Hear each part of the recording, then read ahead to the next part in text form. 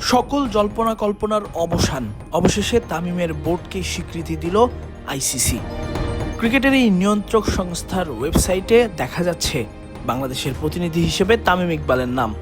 আর এতেই যেন সকল অবসান কিংবা শঙ্কার দূর হয়েছে। গুঞ্জন উঠেছিল তামিম আইসিসির সভায় আমন্ত্রণ পাননি, তাই স্কটল্যান্ডে গিয়েও আইসিসির সভায় তাকে ঢুকতে দেওয়া হচ্ছে না। কিন্তু সেই গুঞ্জন তামিম ভেঙেছেন তার ইনস্টাগ্রাম স্টোরি দিয়ে, যেখানে আইসিসি বোর্ড মিটিংয়ের একটি ছবি তিনি পোস্ট করেছেন। আর এর ঠিক কিছুক্ষণ পরেই আইসিসির ওয়েবসাইটে তামিমের নাম দেখা গেছে বাংলাদেশের প্রতিনিধি হিসেবে, আইসিসির বোর্ড মেম্বার হিসেবে, যেটি এতদিন খালি পড়েছিল। তামিমের নাম ছিল না সেখানে, ছিল না বাংলাদেশের প্রতিনিধির কোনো নামও। আর এতেই যেন প্রমাণিত হয়ে গেল তামিমের নির্বাচিত বোর্ডকে বৈধতা দিল আইসিসি।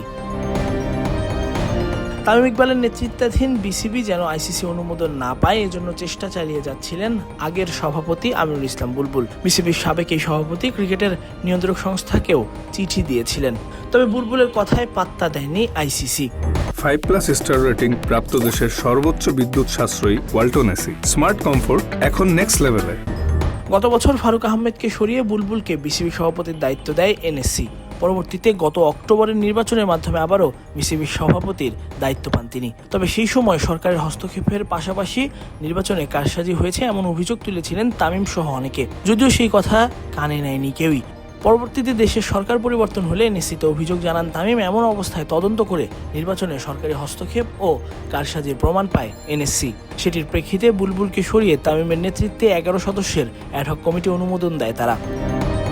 কিছুদিন আগে হওয়া নির্বাচনে আবারও সভাপতি নির্বাচিত হয়েছেন তামিম। অ্যাডহক কমিটির সভাপতি থাকাকালীনই তামিম নিশ্চিত করেছিলেন আইসিসি ও এসিসিতে বাংলাদেশের প্রতিনিধি হিসেবে থাকবেন তিনি। যদিও গত কয়েক মাসে আইসিসির বোর্ড পরিচালকের তালিকায় ছিল না তামিমের নাম, তখন গুঞ্জন ওঠে তামিমের বোর্ডকে স্বীকৃতি দেবে না আইসিসি।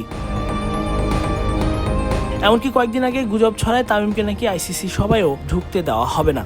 যদিও স্কটল্যান্ডের এডিনবার্গে হওয়া আইসিসি সভায় যোগ দিয়েছেন তামিম। জানা গেছে আইসিসি বোর্ড সভায় যোগ দিয়ে সেখানে কথা বলারও সুযোগ পেয়েছেন।